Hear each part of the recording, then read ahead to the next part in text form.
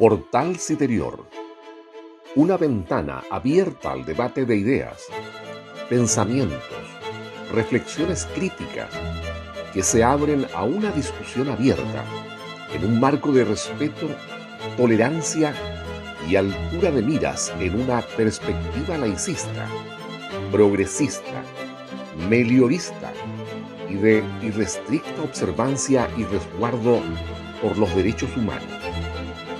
Conduce el periodista Paulino Ramírez. Amigas y amigos del Portal Citerior, nuevamente bienvenidos a una edición de nuestro podcast Reflexiones al Pasar. Siempre con temas de actualidad. Recuerden ustedes que somos una ventana abierta al pensamiento libre, crítico, democrático, para que todas nuestras ideas puedan ser socializadas, discutidas, siempre con altura de miras, con tolerancia, con respeto por la diversidad. Amigos, el tema de hoy en nuestro portal es un tema que siempre está muy latente en nuestra discusión, tanto en la opinión pública como a nivel de círculos más cerrados, y tiene que ver con la justicia. Lo hemos titulado La ley, el derecho y la justicia, el desafío de la interpretación jurídica. Es decir, un tema amplio, pero que tiene ribetes interesantes y que nos interesa que ustedes se formen una opinión clara de aquellos conceptos que a veces parecen ser sinónimos o que se mezclan un poco, se confunden en algunas oportunidades, pero que requieren de una atención más profunda. La ley, el derecho y la justicia. Estamos junto a Carlos Ursúa Sticker, profesor, panelista ¿Qué habitual. tal, Paulino? Muchas gracias por la invitación, siempre un honor. Un honor. Y amigos, tenemos un amigo de la casa que pasaba por aquí y lo invitamos a sentarse un rato con nosotros para dialogar sobre ese tema. Nos referimos al abogado Mario Gómez Montoya. Mario, encantado de tenerte con nosotros. Muchas gracias por la invitación. Bueno, Mario, ustedes deben conocerlo, el abogado Mario Gómez Montoya es miembro del Tribunal Constitucional, es decir, el máximo tribunal de interpretación jurídica del país.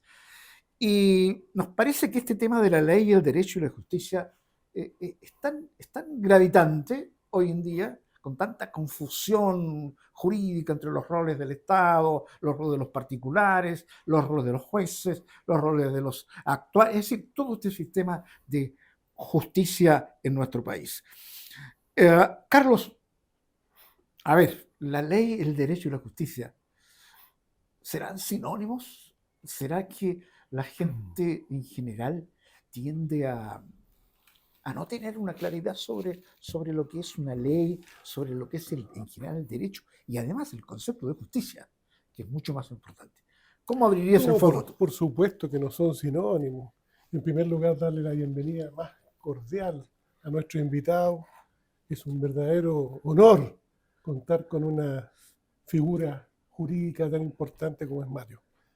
Mira, la ley, a mi juicio, el derecho y la justicia son componentes de una ecuación cuyo resultado, cuya solución pasa necesariamente por las personas,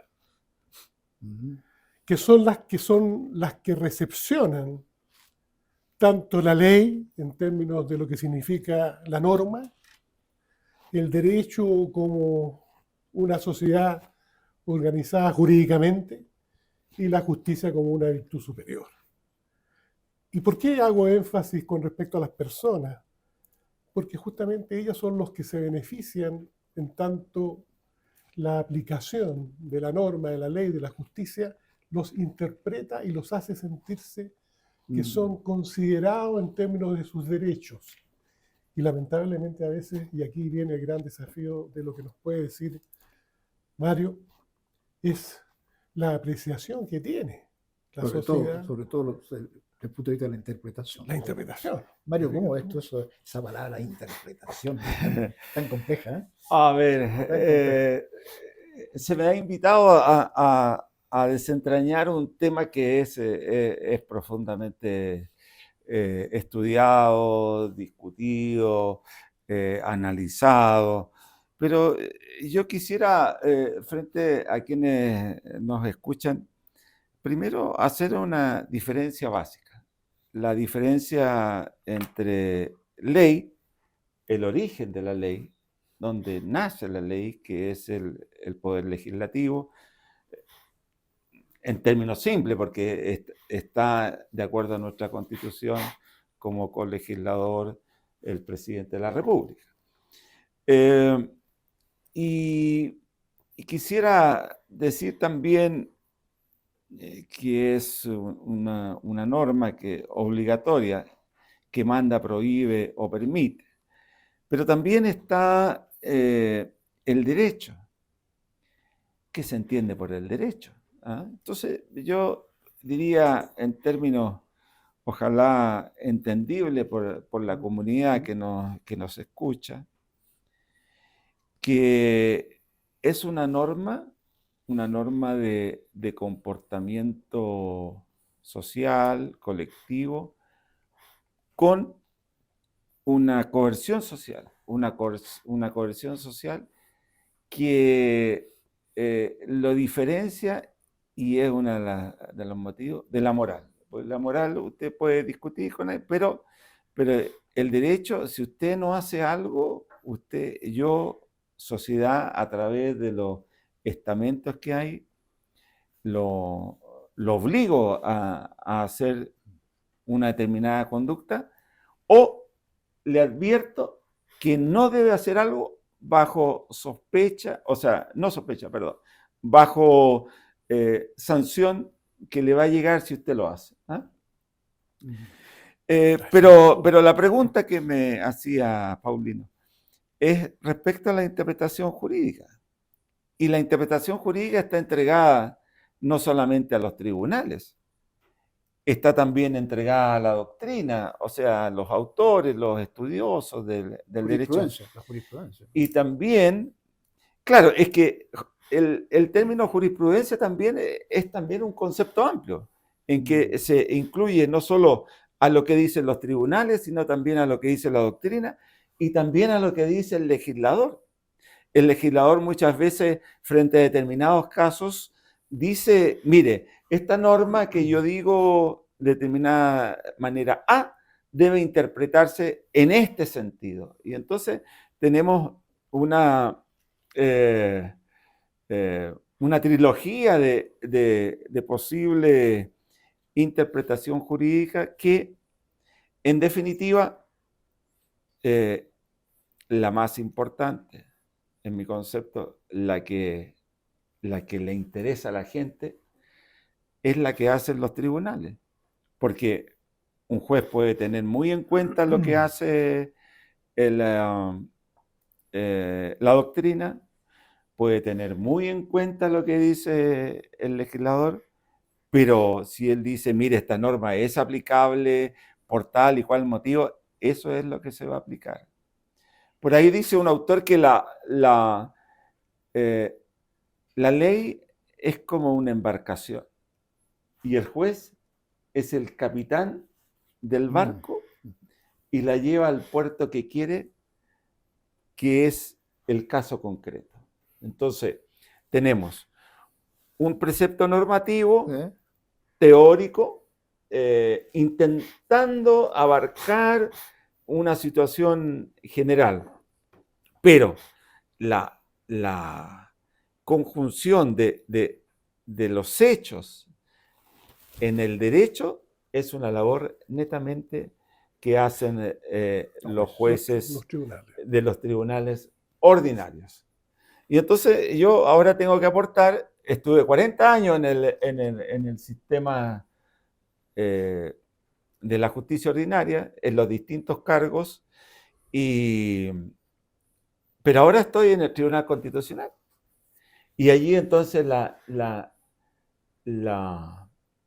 discusión que se hace, el análisis que se hace, es si la norma legal que se está aplicando o se quiere aplicar a un caso en concreto está conforme a la Constitución.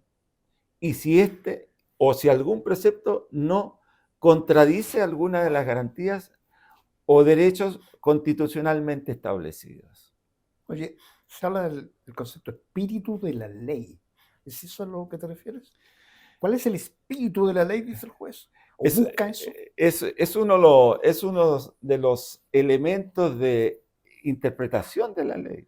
Claro. Está el tenor literal, Tenor, claro. está el espíritu de la ley, está la historia fidedigna de la ley, está el contexto histórico, está el... La intención. ¿Ah? La intención. Está la intención que tuvo el claro. legislador. Bueno, Claro. todos esos son elementos de interpretación de una determinada norma que hace que el juez pueda, frente a determinadas situaciones de duda o de... En general, digamos, como decía el gran Andrés Bello, decía, el juez es un esclavo de la ley. Y eso obedece a esta necesaria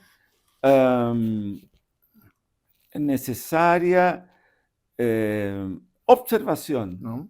de la norma que se daba el poder legislativo, representante del pueblo, producto de la grandísima Revolución Francesa, Ajá.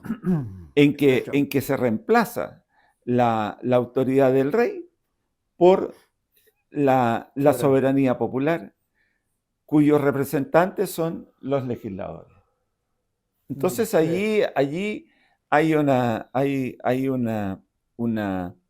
usted juez ya no va a ser un mandatario. En esa época los jueces eran lo que eran delegados del rey. Como el rey no podía administrar justicia en todo su reino, entonces nombraba delegados, pero siempre lo que dijera el rey. Pero ahora no.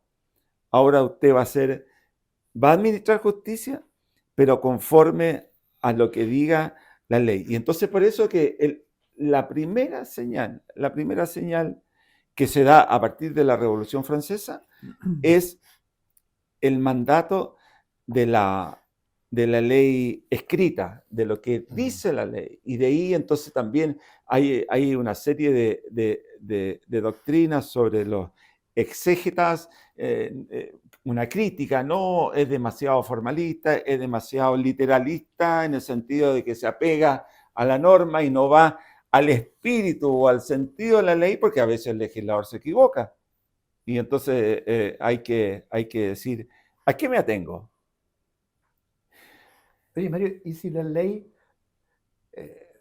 no sé usted, maestro, lo que viene, pero si la ley es ambigua, si no es clara en la tipificación del delito, por ejemplo, o de la infracción, si es ambigua, entonces favorece o incentiva la interpretación? Porque mientras más precisa sea la ley, más clara es, creo yo, la función del juez al interpretarla, al sancionar una ley. ¿Es sí o no? A ver, es que sí o no es un mosaico que no siempre es posible respetar. No. ¿Por qué? Porque Las circunstancias, los atenuantes, todo la eso. circunstancia, la materia, por ejemplo. En materia penal, la interpretación y la norma tiene que ser clara. ¿Por qué? Porque el derecho penal es de última ratio. Claro. O sea, usted aplica el derecho penal cuando ya ninguna otra norma es posible aplicarla. El derecho público, usted puede hacer solo lo que está establecido en la ley. Claro. Solo lo que está establecido en la ley. En cambio, en el derecho privado, puede hacer Todo todo lo que quiera. aquello que quiera que no esté prohibido por la ley. Al revés. Es al revés. ¿Ah? Entonces, cuando usted me dice, y si la norma es ambigua, tendríamos que distinguir. Si se refiere al ámbito privado, el derecho privado, si se refiere al derecho público, y el derecho público a su vez se divide en el derecho constitucional, el derecho administrativo, el derecho penal. Entonces usted tendríamos que entrar a ver y también a ver el caso concreto. Y está también en el derecho privado, está la ley del contrato, que responde a la autonomía de la voluntad de quienes suscriben un contrato de compraventa de un automóvil, de una prestación de servicios, etc. Oye, y no se presta esto, porque el profesor acá... Yo me quedo pensando en la prueba. Claro, exacto, La prueba, la prueba. que se suma a todo lo que acabas de decir. Que mire, profesor, ¿Ah? yo soy periodista, tú sabes, profesor, Sí. tú eres abogado, pero en este caso estamos hablando de un tema que se circunscribe a abogados, o sea, personas que tienen una misma formación académica, ¿no es cierto? Todos han estudiado lo mismo, digamos, ¿no? Y claro, yo podría como periodista tener una opinión diversa sobre un tema determinado porque no tengo una preparación jurídica, digamos, o el profesor acá, esos temas. Pero la pregunta es, Mario, ustedes son todos abogados, los jueces, los abogados querellantes, los defensores. ¿Cómo es esa situación entre colegas, digamos, entre personas que se supone que dominan el tema?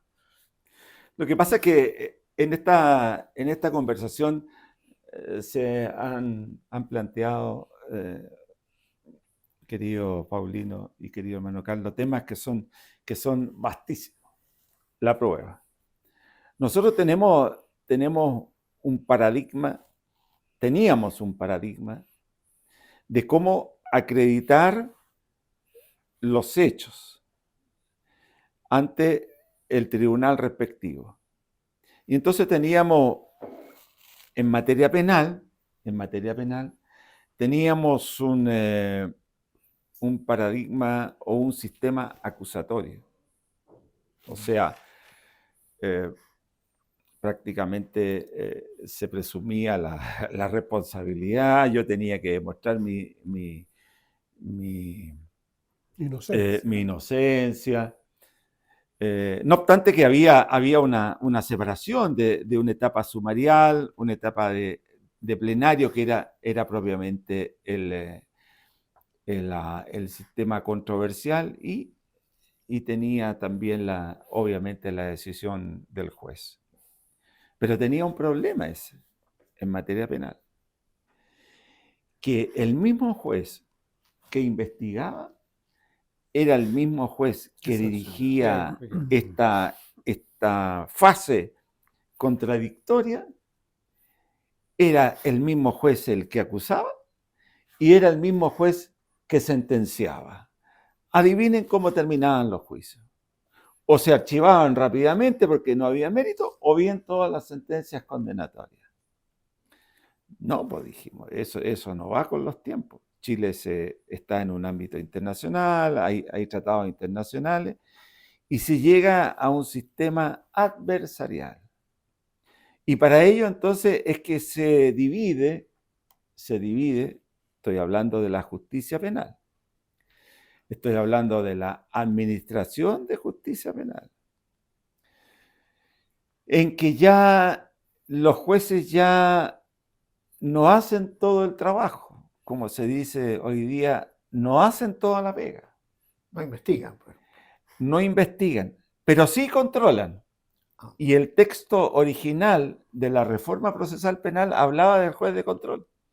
¿Pero qué controla el juez? El juez controla el respeto a las garantías.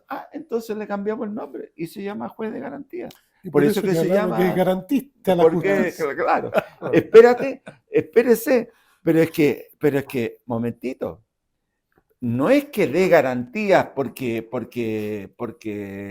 estamos en una liberalidad, no. Se trata de cautelar el cumplimiento de las garantías y derechos constitucionalmente establecidos. No es que ya toda la gente a la calle, no es así. Claro, No es así. claro. Y entonces, Pero todos son inocentes hasta que no se pruebe que son culpables. por supuesto Ahí que se sí. cambia ¿Por el qué? paradigma. Claro, por cierto que sí, porque a todo nos asiste la presunción de inocencia. La famosa presunción de La inocencia. famosa presunción de inocencia que es una Norma antigua, ¿no? derivación Claro. de lo que dice el artículo 19, número 3, inciso sexto de la Constitución Política, que el legislador debe garantizar un procedimiento racional y justo. Claro. ¿Eso qué significa? Eso significa lo de racional, que tenga la posibilidad de ser controvertido, y justo, que solo tiene que haber una sentencia condenatoria para que usted entre a cumplir. Entonces, y por eso es que ahora hay toda una estructura que yo a los alumnos les decía que son en figura geométrica, en un triángulo equilátero, en que está en la cima, está el juez de garantía, que controla la actividad del fiscal, o sea, del Ministerio Público representado por los fiscales. La institución se llama Ministerio Público, claro. y cada uno de sus representantes se llama fiscal adjunto, Claro. fiscal regional, fiscal nacional, fiscal especial, etcétera, etcétera. Y bueno, pero como yo necesito hacer carne o materializar esta presunción de inocencia, al que no tiene abogado, yo le coloco abogado, Estado. ¿Por qué? Porque esto está concebido en favor también de todos los ciudadanos, y entonces hay una defensoría penal pública.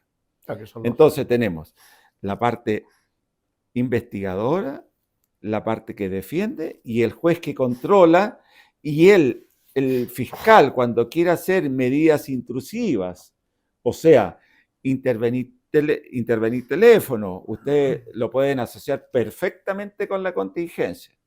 Cuando quiere intervenir teléfono, cuando quiere secreto bancario, cuando quiere algún tipo de medida que restrinja la libertad de las personas, tiene que ir donde el juez.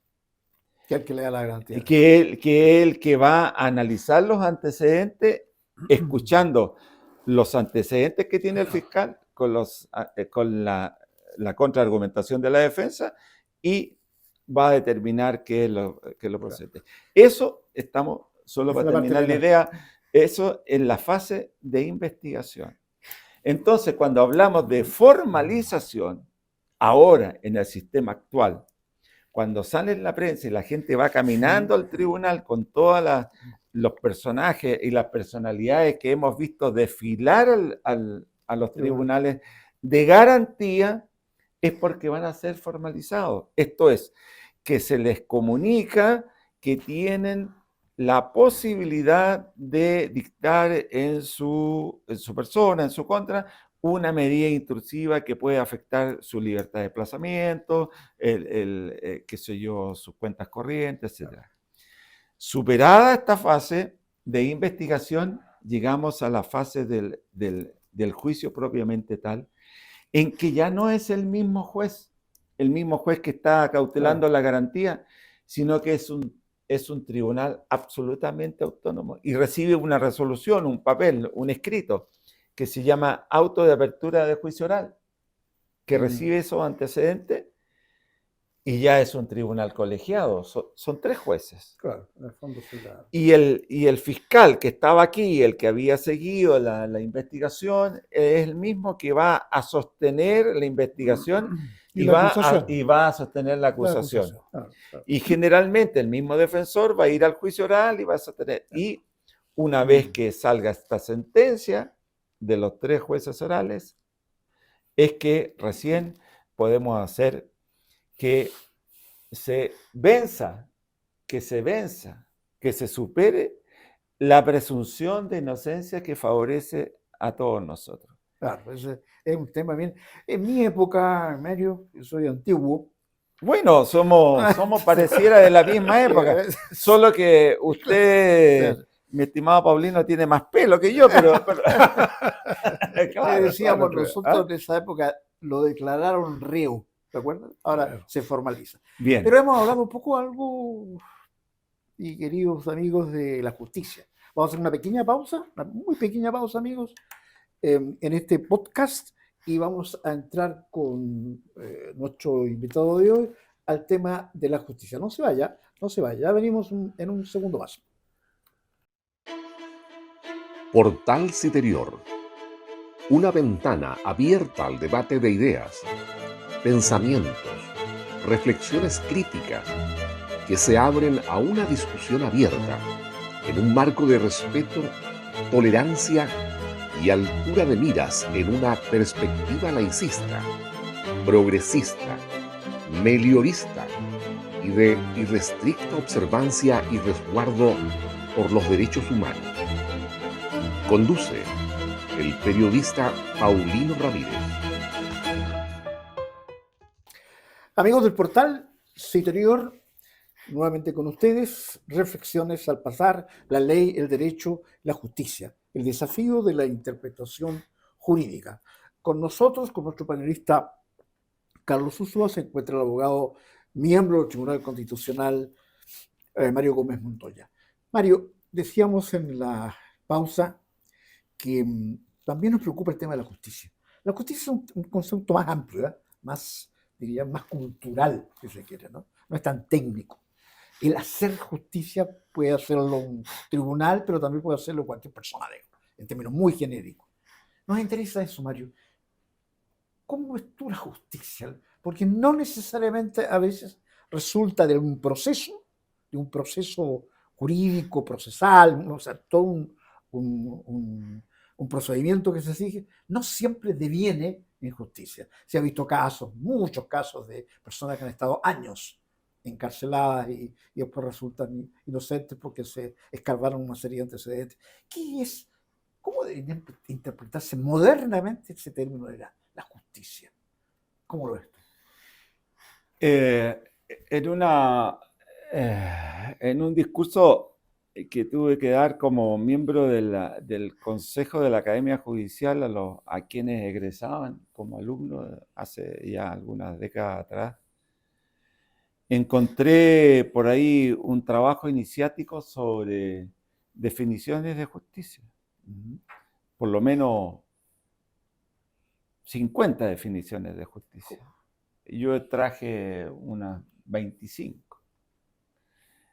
Entonces, hoy por hoy se dice la que uno escucha más habitual, que es darle a cada uno lo que es suyo.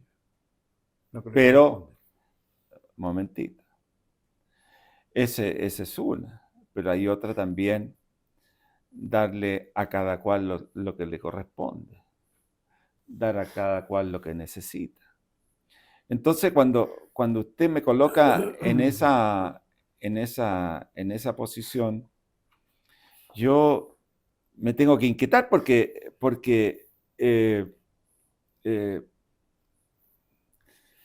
justicia como sinónimo de ecuanimidad, como lo hizo el rey Salomón cuando le presenta el bebé, ¿cierto? Y dos mujeres se disputan la maternidad y entonces les dice ya que se la están disputando, entonces la mitad para cada una, ¿cierto?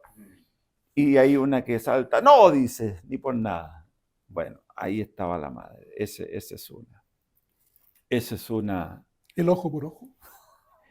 El ojo por ojo es muy buen ejemplo, Carlos. Es muy buen ejemplo, Carlos, porque eso proviene de las sociedades primitivas. Semita. ¿Ah? De la sociedad primitiva. En teoría procesal se llama autocomposición. O sea, a mí me hacen daño, yo hago daño a quien me lo hizo. Equivalente al recibido. Entonces, si usted me mata a un pariente, yo le mato a un pariente. Si usted me roba una oveja, yo le robo una oveja. Y así sucesivamente. Ojo por ojo, diente por diente. Pero los tiempos cambian. Los tiempos cambian. Y entonces la sociedad organizada dice, entreguémosle a un tercero independiente que haga justicia. Y entonces, y ahí llegamos a este origen de la administración de justicia, si es la que hace el rey o la que hace el juez. Y también hacer justicia, también se ha dicho, sencillamente es aplicar el derecho al caso concreto. Muy simple. Pongámoslo en una máquina, en un computador, ahora que está de moda la inteligencia artificial, y que esta cosa tipo Matrix nos diga qué es lo que hay que hacer. Entonces, me coloca ante una disyuntiva. Una duda que yo quisiera compartirle con ustedes y con quienes nos escuchen y nos ven. Respecto de que hay que formular primero la pregunta. ¿Es la justicia la que dice, no, aquí no hay justicia porque no se le dio lo que quería la parte perjudicada? Claro. Porque tenemos el tema de administrar justicia a cargo de los respectivos tribunales, ya sea en el orden local, y ya sea de la justicia ordinaria, especial o constitucional. ¿Será solo aplicar la ley? Porque también están los principios, el principio de la buena fe, que supera cualquier norma escrita. Ahí están los contratos, por ejemplo. En los contratos, que los contratos se cumplen de buena fe, pero también en el derecho sucesorio. Hay un caso norteamericano que es paradigmático, que como en Chile, los descendientes heredan a sus ascendientes. Y entonces un descendiente, un nieto mató al abuelo para quedarse con la herencia. Entonces, sí, claro, en el sistema anglosajón el precedente obliga y entonces, claro, pero, y se dice, no, pues señor, es cierto que el precedente obliga, pero usted no puede andar matando gente, andando parientes para quedarse con la herencia. ¿Por qué? Porque eso atenta al principio de buena fe en el comportamiento de las relaciones humanas en general y también en actuaciones que tengan consecuencias jurídicas, consecuencias con el derecho y consecuencias patrimoniales. Entonces,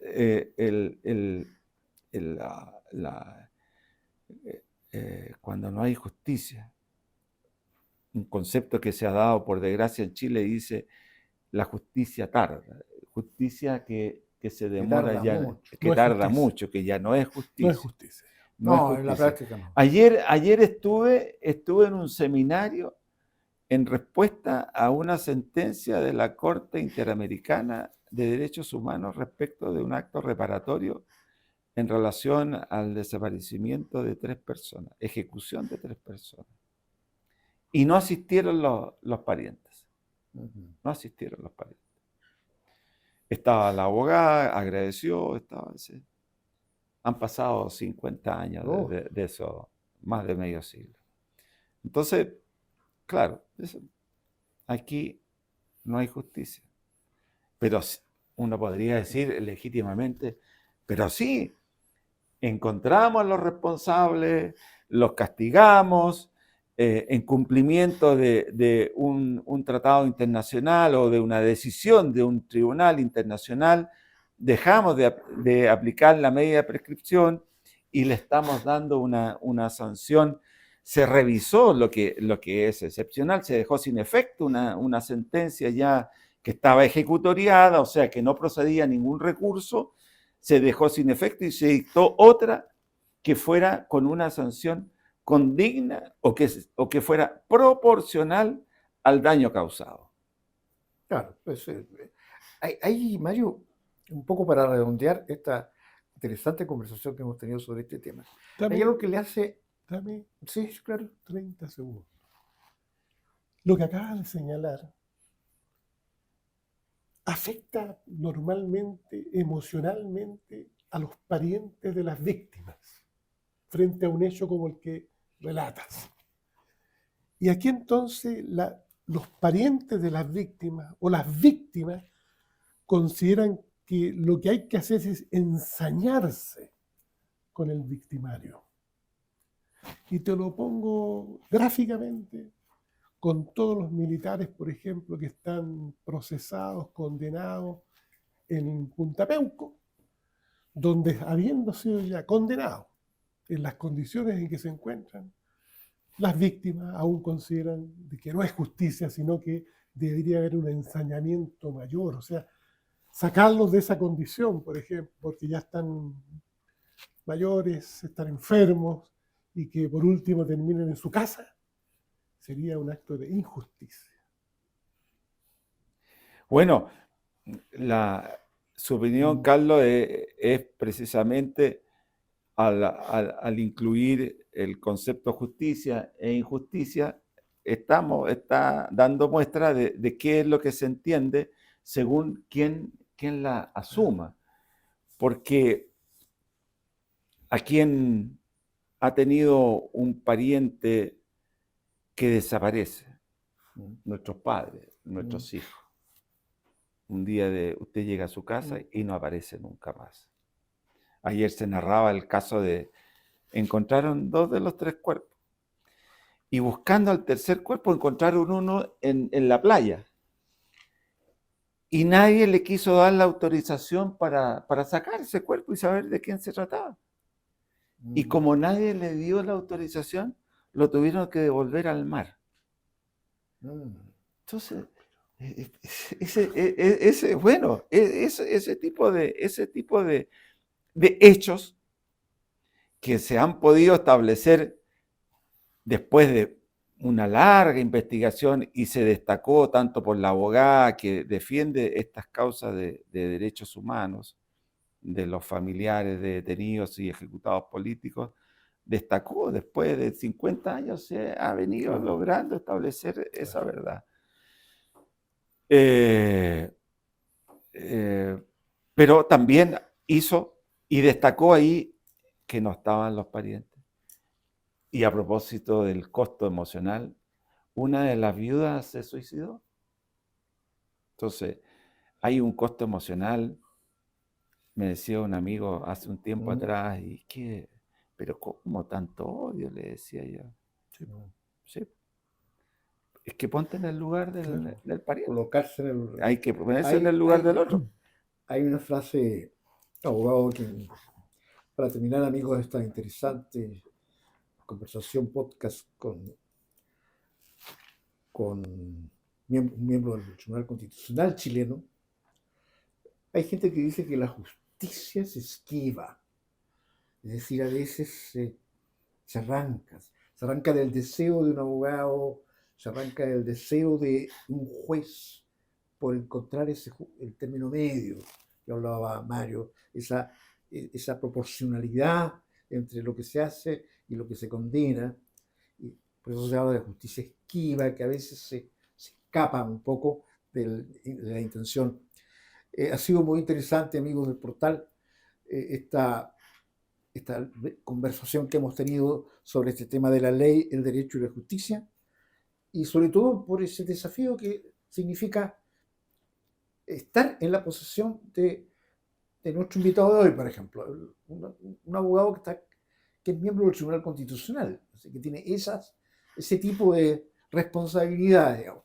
Y en su profesión de abogado, muchos años en el Poder Judicial. Mario, te agradecemos en todo el mérito esta aclaración, esta conversación que ha tenido con nuestros amigos del Portal Interior. Y, ¿Me permite, Paulino, y hacer, te permito por favor, yo me entusiasmo y creo que todo el Sí. mundo se tiene que entusiasmar Por supuesto. con estos temas, pero a propósito de la justicia esquiva, ya decía yo la división entre el derecho civil, el derecho penal, el derecho público, el derecho privado, etc. Y dentro del derecho privado está el derecho civil, también el ámbito laboral, y la persona que percibe y no le dan todo lo que quiere, considera que la justicia es esquiva. Exacto. Y el que considera que lo están castigando a más de lo que él pensaba que tenía que pagar, también la considera injusta. Entonces, el Poder Judicial y los tribunales en general parten ya de un 50% que no se pronuncia, porque son a quienes le dan el favor, porque ellos dicen sí, hizo la pega. Y el otro, el 50% que se ve frustrado en su pretensión, ya sea en su estrategia para obtener el 100% como de absolución absoluta, entonces él se siente también frustrado. Y para qué decir en la justicia penal. En la justicia penal hemos visto que hay personas que en la mayoría de los que están en la cárcel, si usted le pregunta, son inocentes, claro. Y hay que decirlo, después de pasados los tiempos, y generalmente aparecen en los diarios, y hay una demanda indemnizatoria destinada a indemnizar a quienes se demuestra que por un error judicial han sido injustamente sancionados. Entonces, la justicia como concepto es un concepto que yo diría es digno de reflexionar, de conversar, de analizarlo con la serenidad que ha tenido esta jornada. Una verdadera pedagogía para hacer la justicia menos esquiva. Menos esquiva, claro. Gracias, amigos, a ustedes por estar junto a nosotros. Ya estaremos en un podcast futuro con un invitado de la magnitud y la importancia que hemos tenido hoy, el abogado miembro del Tribunal Constitucional, abogado Mario Gómez Montoya. Gracias, Mario. Gracias. Muchas gracias a ti, ustedes, y a ustedes, amigos. Hasta una próxima oportunidad. Adiós. Portal Citerior. Una ventana abierta al debate de ideas, pensamientos, reflexiones críticas que se abren a una discusión abierta en un marco de respeto, tolerancia y altura de miras en una perspectiva laicista, progresista, meliorista y de irrestricta observancia y resguardo por los derechos humanos. Conduce el periodista Paulino Ramírez.